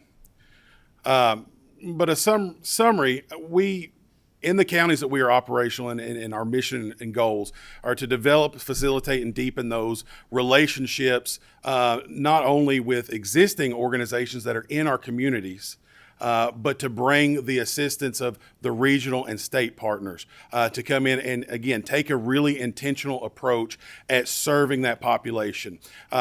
Also, when you think about recidivism and reentry, we have to look at this issue from both sides. Not only stopping the flow of individuals going to incarceration or long-term incarceration at our adult institutions, stopping that flow there, but then also creating those pathways and those on-ramps back to society upon their exit. So really taking a two-prong approach to stop the flow in and focus on that at risk, getting to that level of going to the Department of Corrections and our adult institutions, as well as on the other side on their transition out. So I want to talk a little bit about the timeline and growth. I took the position as a workforce director in the Cumberlands in 2018, and one of the things my board was telling me is that there's not enough candidates for the employers. I started asking questions. Are you working with Second Chance? Not really being effective in that area. So we developed a pilot program with some WIOA dollars, which is the federal dollars you all have heard me talk about. And for a couple of years, myself and my partner that in South Central, we wrote a grant to help us do this. And luckily, we were able to hire Aaron Pointer. And Aaron, he's got a background that he doesn't really talk about, but he's also been a police officer. So he understood all of the facets of how people get justice involved. And with that hire, then he worked the program for a couple of years with the addition of staff that we also use federal dollars for. And then the cabinet, Deputy Secretary Brindley, Secretary Link, Dr. Gregory, they all recognize that this is a program that maybe we could impact the entire Commonwealth. So then it became a program under adult ed. And I'll pass it back to Aaron now. So in 2023, the program was elevated to the Education Labor Cabinet. Turn your mic. Excuse me, I'm sorry. In 2023, we were elevated to the Education Labor Cabinet under the Office of Adult Education, and we established the Reentry and Employment Services branch. That is a snapshot of our operations as of September the 6th of this year. One thing that I do want to point out is Russell County, Kentucky has essentially been the epicenter for everything that I'm going to talk about and that I am talking about, and has spread throughout. Not only are we getting wide through the Commonwealth, but we are getting very deep within our communities. And that is one of the best parts of the program is we utilize those local resources and build those local solutions in serving this population for the individuals that are returning to our communities. So not only, like I said, are we expanding rapidly across the Commonwealth, but we're getting very deeply ingrained in those communities that we are in. So going into our operations, I've cited Put a Kentuckians First being that core program, and it really it's a model. It's a task force model of case management, and it begins with the partnering with our local judicial entities, judges, jailers, county attorneys, probation and parole, our specialty courts, which include mental health, drug court, and veterans courts. What this does is it creates a pipeline to the workforce system and to the Putting Kentuckians First model for individuals, and we utilize a county-by-county approach. What works in one county may not be the best solution for a different county. Sometimes it changes by border, right? So what we do is we go in and we take a very intentional look and assessment, and we determine, where are we going to add the most value in this specific community, in this specific court, with this specific judicial entity. We also, at the Reentry and Employment Services branch, actually, I want to talk about this. As far as data, to date, as of today, versus last year at the same time, we have 83% more referrals right now than we did last year, talking about growth. And one of the points that I want to point out is 82% of the individuals that are referred to our program are working the program. Right? They are doing and taking advantage of the various opportunities and the resources that we are providing. So this is not just we're not a refer and release organization or model. We are staying with it. And yes, as people are coming in, there is significant barriers to reentering society. Behavioral health, substance use disorder, IDs, which I'll talk about here in a minute. And it takes a process to build an individual up. And by doing this, it's not the quick fix of just getting you a job. We're supplying and creating pipelines of trained, retainable employees to our employer partners through this process, and we are seeing significant success. Over the last 71 days, we have taken in 249 referrals. Of that 249, 205 individuals are taking advantage of our processes, working through the system, working through the processes, and that has led to already in 71 days, 111 employment outcomes for individuals. We've hosted 36 pre-release classes and orientation classes in the highlighted map that you've seen. And that's all within the last 71 days.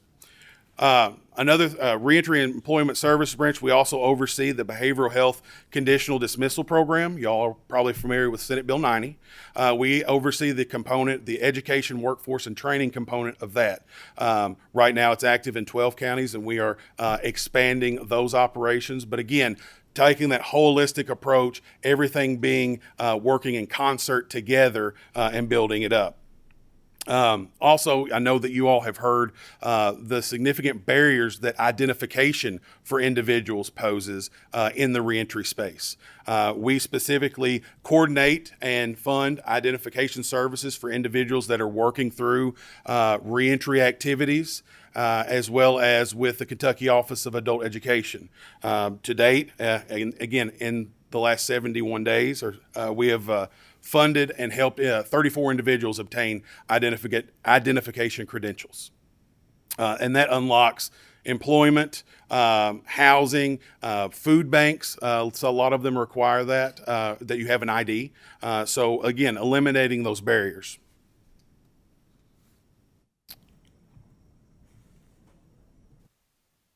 We also have a very robust operations within our local and regional detention centers.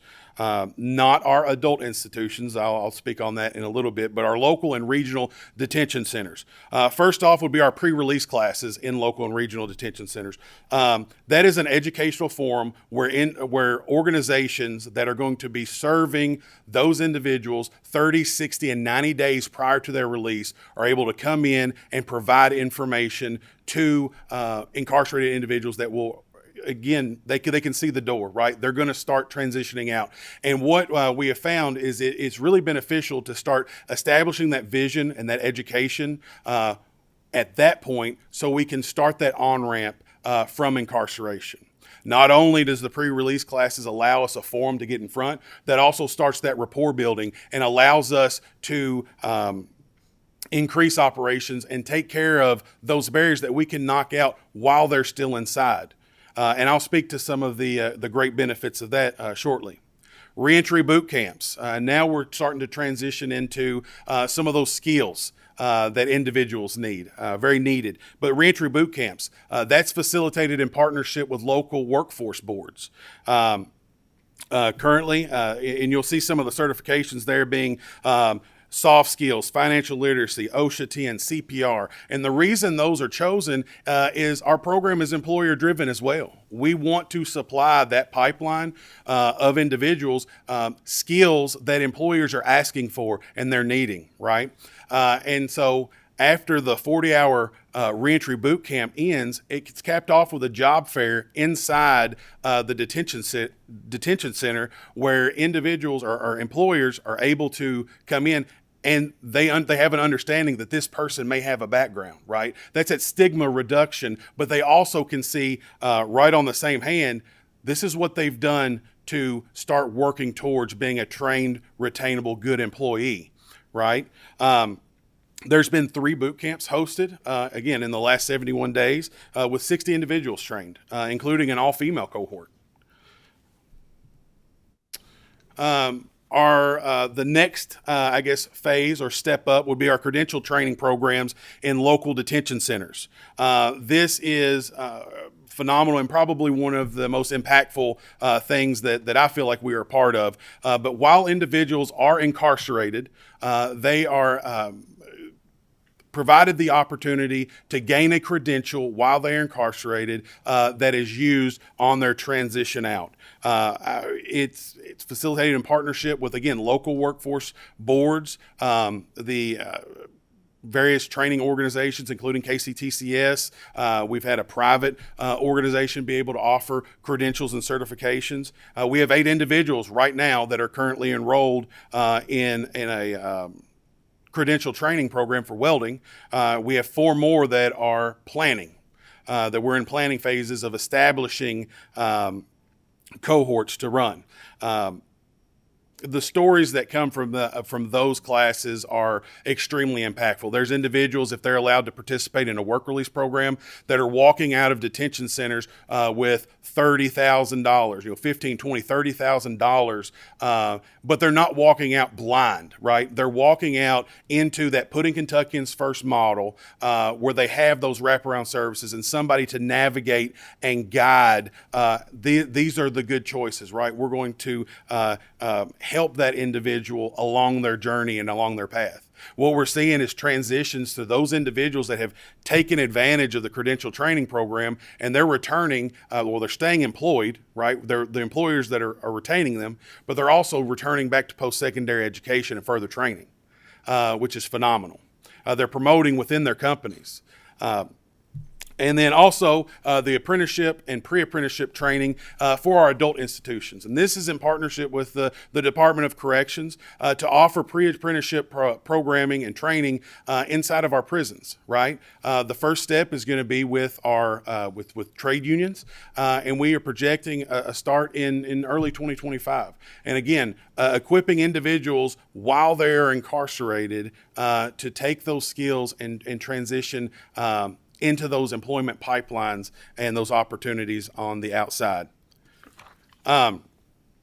Again, talking about the Reentry and Employment Services branch and our view and our approach is it's customer-centered design. And the way that we like to see it is we have two sets of customers. We have our participants that are in need of the services that are coming through the door. And we seek to align those resources and meet the participants where they are. It's absolutely crucial that we knock out the barriers and assist them along that path, along that on-ramp back to society by braiding those resources. The entire workforce system and that education and labor cabinet family, as well as the local areas, and then nonprofits and local organizations, but braiding that resource or those resources. And again, I just want to reiterate, we are not a refer and release program. This is something that it's a walk with the individual. Also, our other set of customers are the employers. We develop pipelines and relationships. We educate the employers and we support them in getting that trained and retained employee. Our navigators have relationships with our employers where if they find an individual that is struggling, that is currently employed, they will refer them back and say, hey, is there assistance that can be done? We're seeing some red flags, and that has proven to be very, very effective. We also take a very county-specific approach, which I've already touched on, ensuring that the resources that are going to best serve Russell County, Kentucky, are at the table in Russell County, Kentucky, and serving those citizens. In Taylor County, serving them in Marion County as well. And we want to continue to move the judicial system to be motivational rather than solely punitive, changing those opportunities and equipping individuals that are within a cycle of justice involvement and recidivism or offense and reoffense to establish new cycles that are beneficial, right? Going from being a tax burden while incarcerated to a tax benefit as a working individual. And it serves for accountability across the board. Here's our data from fiscal year 24. And one thing that I do want to point out, the numbers that you see there, that was myself and 3 navigators on staff. The team that I have working around me is absolutely phenomenal. And I think the data proves that, just the sheer impact of their numbers. I want to point out that, specifically a 70 to 80% employment and retention rate. So what that means is individuals are getting jobs and they are staying in jobs, or they're keeping jobs. And it's not past me to think and know that my staff, sometimes we have to get a job, but then we're transitioning to a better job and then working towards that career. And braided between that is education and training, and really equipping those individuals to achieve their lifelong learning goals and their version of success. Okay. And then I also want to point out that our last 3 cohorts in detention centers, we've had a 100% graduation rate. And what that means, if 10 individuals were enrolled, 10 individuals are graduating that program with a certification.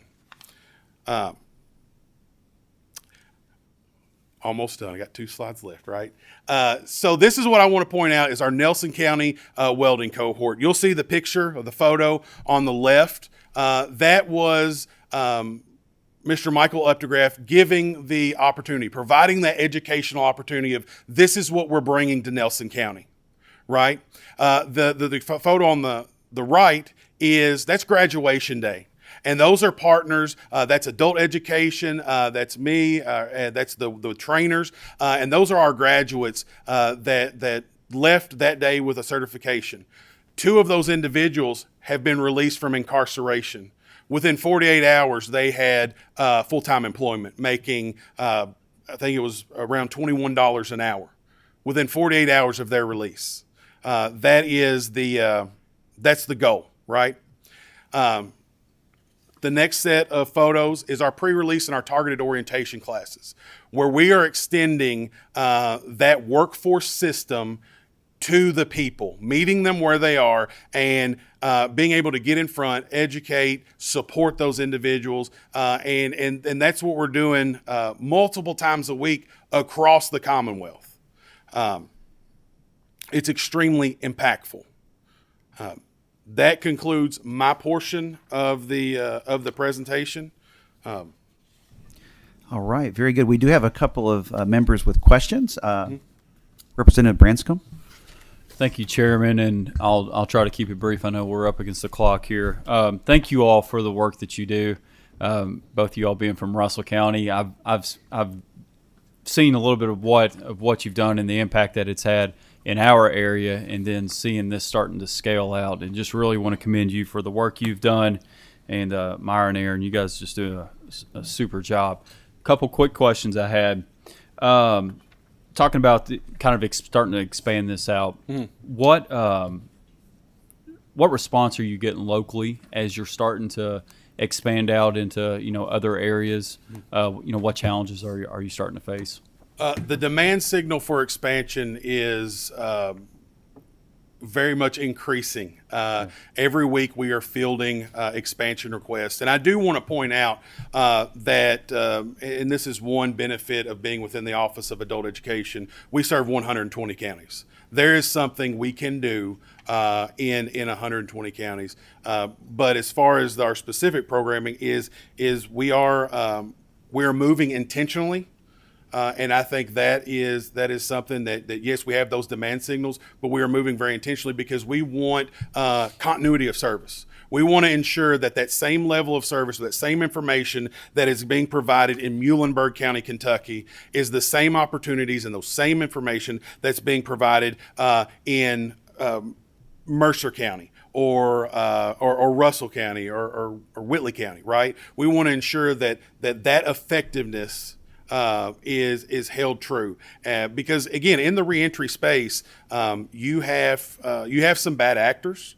You have individuals that come in and may promise the world. When we come in, we're there and we're going to do the best job and serve with intentionality. And so that sets the pace for how we expand. But the demand signal is there, and again, we're moving with great intention to cover the Commonwealth, not only wide but also deep. Mr. Chairman, one follow-up if I can. I'll keep it quick. Real quickly, how does the referral process work? Absolutely. Depending on the county, as I cited, it may look a little bit different. There's a direct referral from the county attorney's office, which includes child support. There are, again, community organizations, even the workforce system. So really, our program is called Putting Kentuckians First. not putting Kentuckians with a record or putting Kentuckians that have been incarcerated, because it's putting Kentuckians first. And being able to engage with those key stakeholders and partners with the judicial system to develop relationships and be able to develop those pipelines. So in Russell County, which I'll cite specifically for us, our partnership with Kevin Shear, the county attorney, is phenomenal. And we have staff that sit specifically in court and receive those referrals. We have, in other counties, we have behavioral health partners that are involved in court where we're receiving those direct referrals. So again, depending on the need of the county, and I can tell you this, oftentimes it starts as we're going to start it and it's going to look like this, and then it really blossoms into multiple pipelines of referrals coming to us. Okay. Thank you, Chairman, and thank you all for your presentation. Senator Funky Fromeyer. You're a man after my own heart. I love the numbers that you shared at the end of the slide. I've seen some really good things in Kenton County. Yes. And Rob Sanders and Life Learning Center, Alicia Webb, just some great things. How many people are potentially our customer here? How many, when we're putting Kentuckians first, how many people are we talking about? In my opinion, it's any Kentuckian, right? That's the thing. I Anybody guess how many are incarcerated currently or are in the judicial process potentially that could be considered for this program? I don't have, that's one number that I do not have specific. Do you have a number for that? I'll be sharing a lot of that data in my presentation, so hold tight. Yeah. Yes. And what we have noticed is because we take that very intentional approach with the front end and the back end, it really ebbs and flows. Specifically, I was speaking to Mr. Updegraff, and some of the referrals in counties is 46 in a month. Right. And then other times, depending on the activity of law enforcement, it may be substantially lower than that. So it ebbs and flows as far as the front end diversionary portion of that.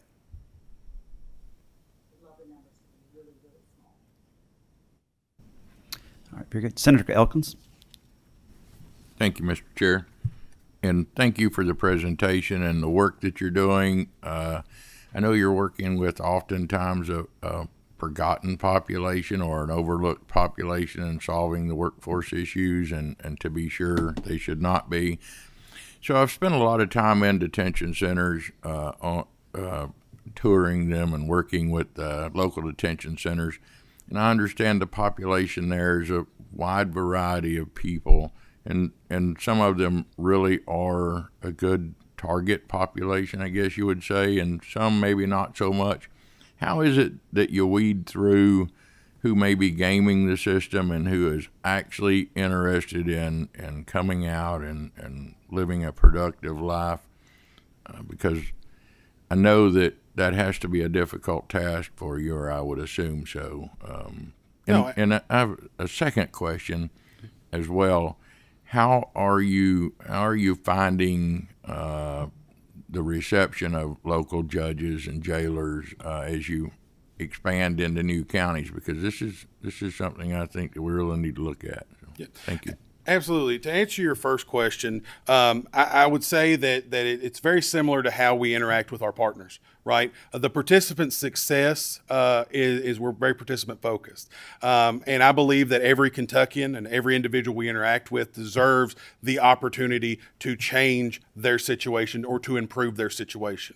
However, based on our, again, my team is phenomenal, based on our education and experience and our place in this space, those individuals are identified very quickly. However, this is, we coin it as no wrong door, right? That individual may decide to take advantage of the system in a negative way now. However, when they determine that it's time to make a change, we're going to hold them to the same standard we did the first time we interacted with them and provide them with those same opportunities. But it is a stair step of we're going to have to progress because, again, before we're ever going to refer anybody to an employer partner, we're going to be able to vouch for them because we have the relationship as the workforce system with that employer partner. So we do that the same with the partners we interact with as well. If somebody is not efficiently and effectively serving the individuals, because the reentry population, substance use population, they are a vulnerable population. It's easy to take advantage of them.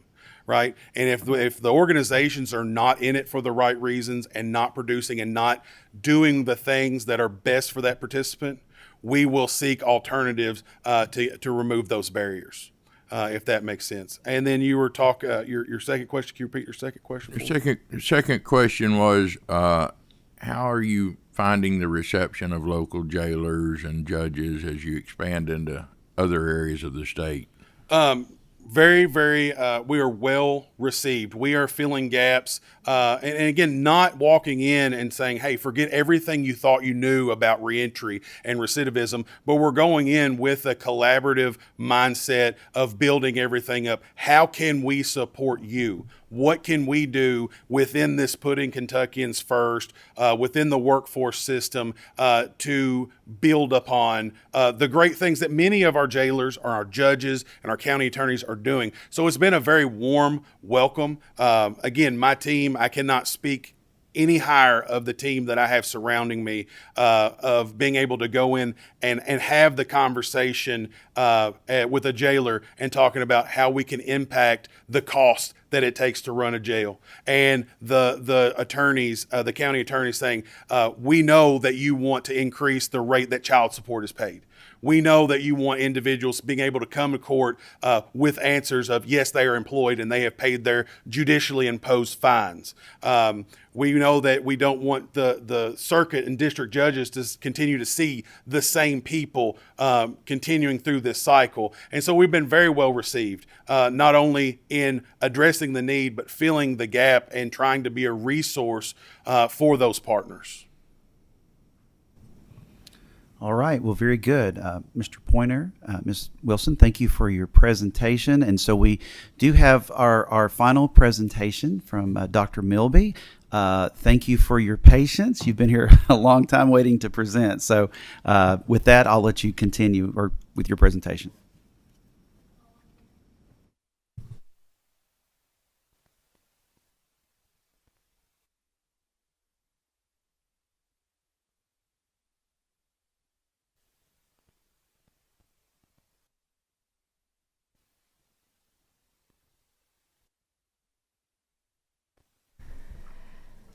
Okay. Thank you guys very much. So it's a great opportunity to share my discussion and presentation following Putting Kentuckians First. I think that shifting our mentality to fund programs like Putting Kentuckians First has to become a General Assembly priority. You know, when I think about, we can all agree that we've done an incredibly better job of increasing access to care, increasing the number of licensed beds in Kentucky and programs in Kentucky to help specific high-risk populations like justice involved, as well as people with substance use disorder, behavioral health. However, how have we done? What is our Kentucky scorecard on continuity, follow-up, as well as quality of care?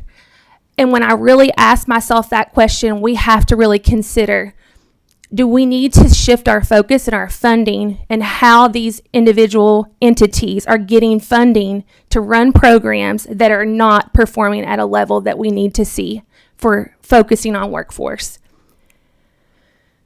So just to kind of give you a brief overview about my company, our whole passion is driving change that we individually sought and found in our hometown.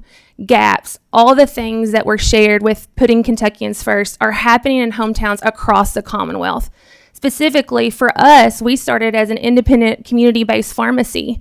And uniquely for a lot of justice-involved patients and those with substance use disorder, the thing that sticks with them over and over, every level of care, is their medications, is their health care.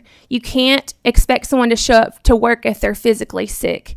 And so over the last 5 years, our company has expanded to a systemic approach to address the very issue of questioning, do we want to keep funding programs that are keeping people sick and in jail and punitive punishment for low nonviolent crimes, or do we want to shift our messaging and our focus to empower programs like Putting Kentuckians First, to empower community-based collaboration and invest in putting Kentuckians back to work?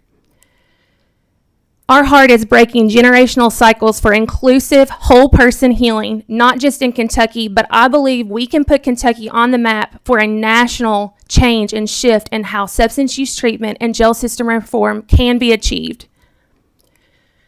I'm not going to spend a lot of time with workforce barriers. When we think about the partners that the Hometown Health System has established with the Kentucky Chamber Foundation, for example, we are specifically focused and have looked at across the country.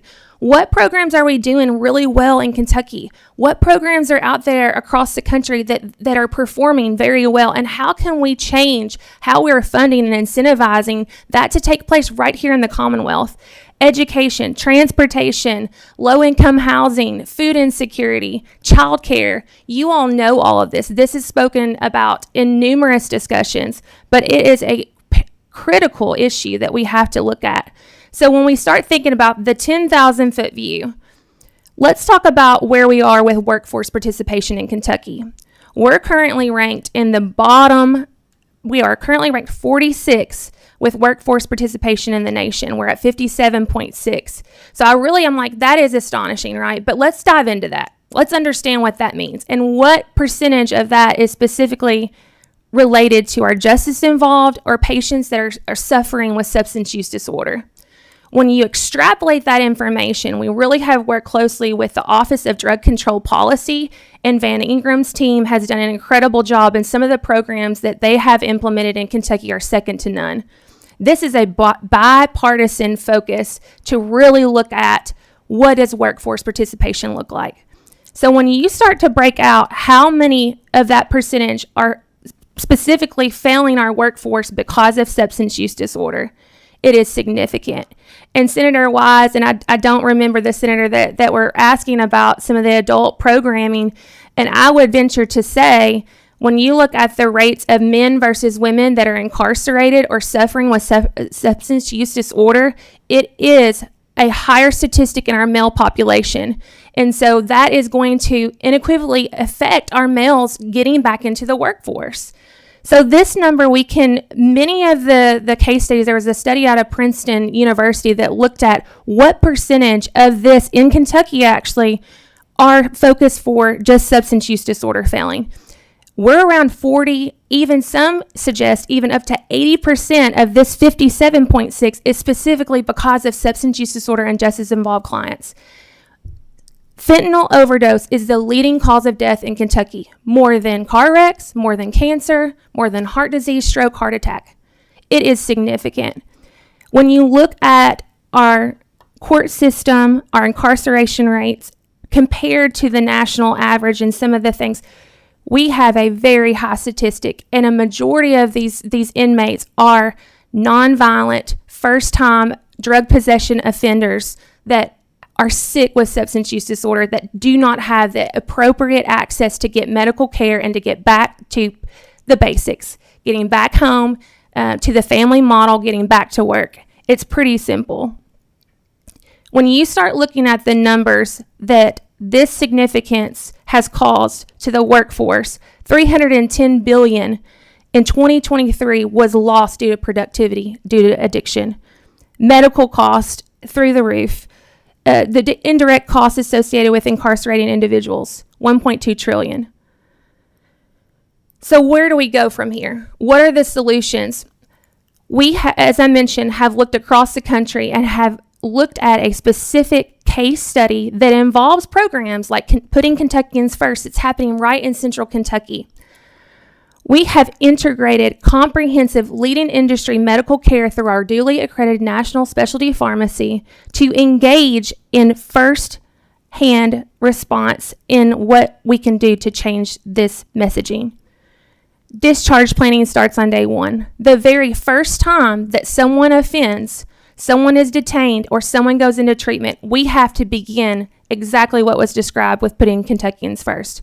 We have to look at funding and engaging in peer support and lived experience individuals that are focused on case management, empowering our first responders and law enforcement with social services support, not just targeting the clients that are suffering, but the families and the individuals that are the ripple effect that ultimately causes this to generationally impact and economically impact our local communities.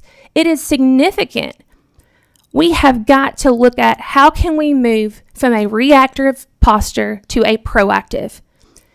And so when we look at what that can look like is incentivizing programs that empower and support self-sufficiency. The programs that are doing well, looking at that scorecard, we need to be funding those and weed out the bad actors. If they're not helping people fully heal, if they're seeing recidivism rates high recidivism rates, if we aren't seeing them enter into the workforce, owning a home, all the social and environmental pieces that show that someone is self-sufficient, those are the health systems, providers, pharmacies, recovery centers, jail systems. We need to start incentivizing the pay structure and reimbursement to support and allocate more funds for programs that are more reactive in their response. When we have, over the last 18 months, we have piloted a case study. Some of the statistics on the following slides are a result of that case study, that within the state of Kentucky, we have comprehensively supported substance use treatment, algorithm, and continuity for aftercare planning for justice involved, residential treatment programs, and outpatient treatment programs. We have combined some of the leading national programs like Safe Off the Street for emergency shelter initiatives, comprehensive intake, peer support assessments out of the jail systems like putting Kentuckians first, looking at an individualized phased approach that's community-based, looking exactly what he was talking about, county to county specific, region specific, to empower local invested dollars that ultimately can change the trajectory of the economic impact that we're seeing that some of these issues are causing. And ultimately, it affects our employers and our ability to empower individuals with that self-sufficiency. Secondary education, all the things that you've heard today, it is exactly where we have to begin to shift our focus. We have to look at reducing duplication. We are on that bottom tier of the workforce participation. We have to look at empowering programs like the Fair Chance Academy, empowering second chance employers' opportunities and job fairs in our detention centers, empowering and incentivizing specific programs to help our local first responders and law enforcement that are in the streets right when the first overdose happens.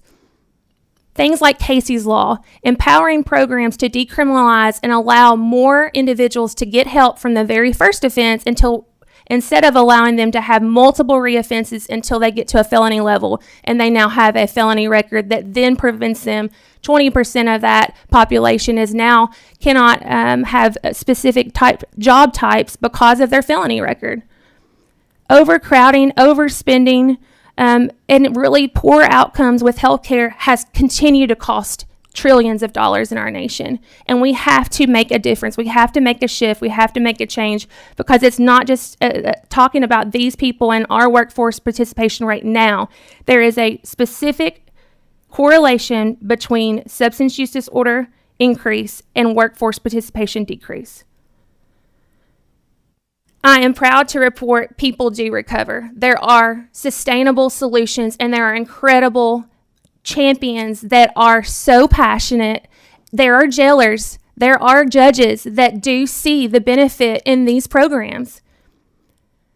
Nationally, we're around a 58% relapse within 1 year of current substance use programs, current jail system programs, and drug court parole probation programs where they're returning back reoffending.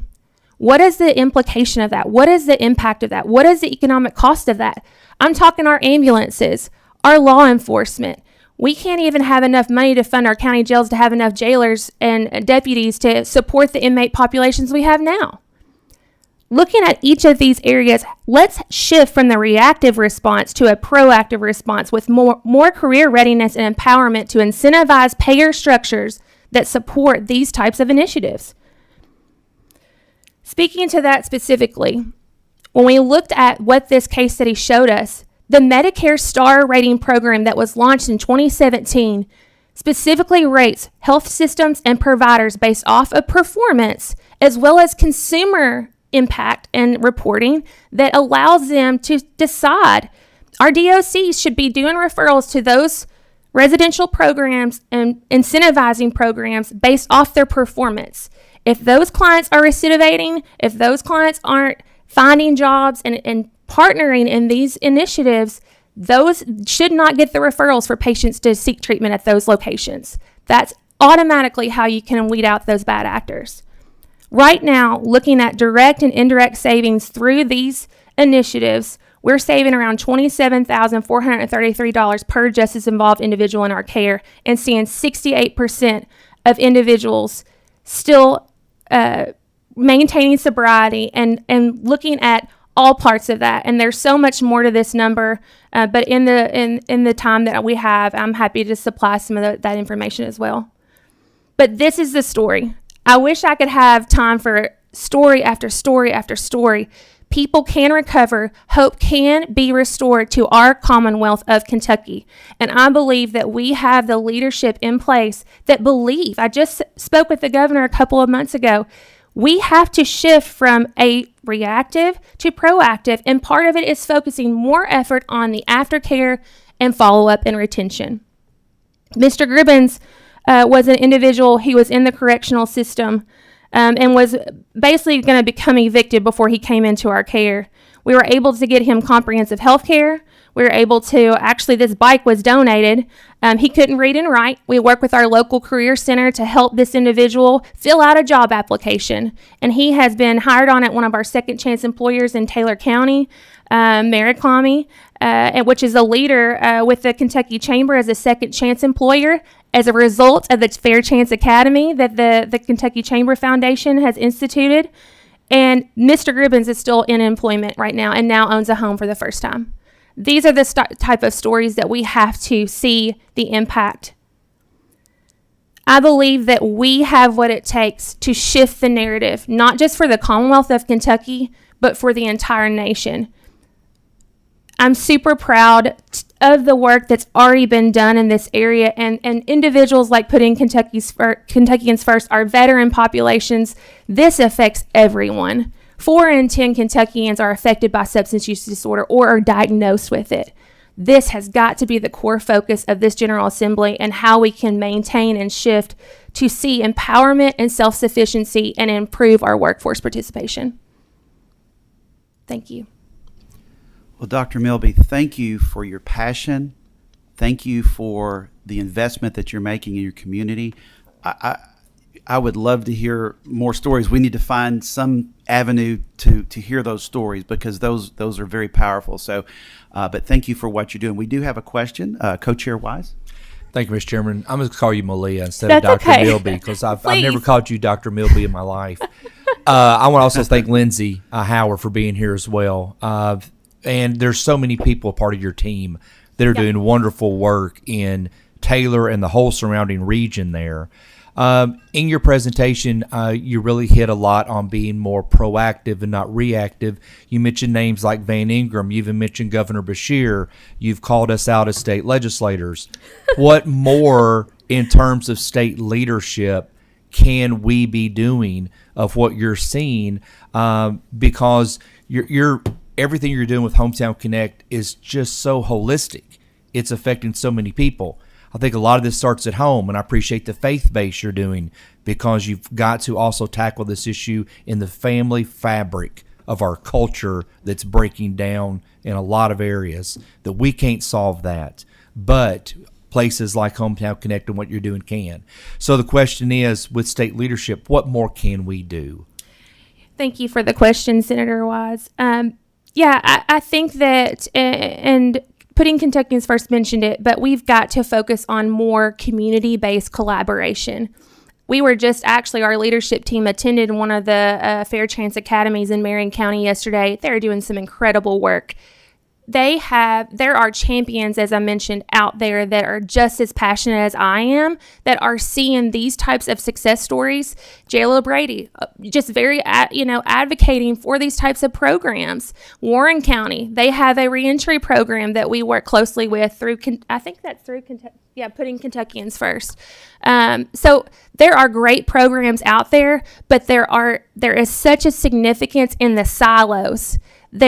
All of us are wanting to do these great things. I think if we can look at streamlining incentive-based payer reconstruction and reimbursement, we have got to align this vision in more of a collaborative effect through community-based engagement, like the Medicare Stars ratings. Let's restructure Medicaid. Let's look at more of incentive-based payer structure so that we can empower and reward people that are focused on this type of healing and hope and restoration versus continuing to pay for a lot of the programs. They're doing some good things, but ultimately we still see a very stark gap with people really receiving the care that they need, and then we're spending a lot to do it. So I think there has to be a shift, and I love to continue the discussion and talk specifically of what I think that could look like. And one more thing, there are significant community-based centers across the Commonwealth through core funding. That's the opiate response effort in Kentucky and the Office of Drug Control Policy, the HIDA. I don't know if you're familiar with HIDA, the high drug trafficking programs. Some of that federal funding right now is focused to look at the Learning Life Center, I think is in Kenton County. Those types of investments aren't just local, but the programming, prevention programs from our schools. A shift in those types of programs is where we can see a true intervention and shift. Thanks, William. Thanks, everybody at Hometown for what you're doing. Thank you. All right. Well, thank you so much for your presentation today. I do look forward to continuing the conversation. And so we've heard a lot of great presentations today. I believe some great information that we can use to move the needle in our workforce participation and really just value those individuals that have had difficulties, and we need to get them re-engaged in our communities and our workforce. So being no further business, this meeting is adjourned.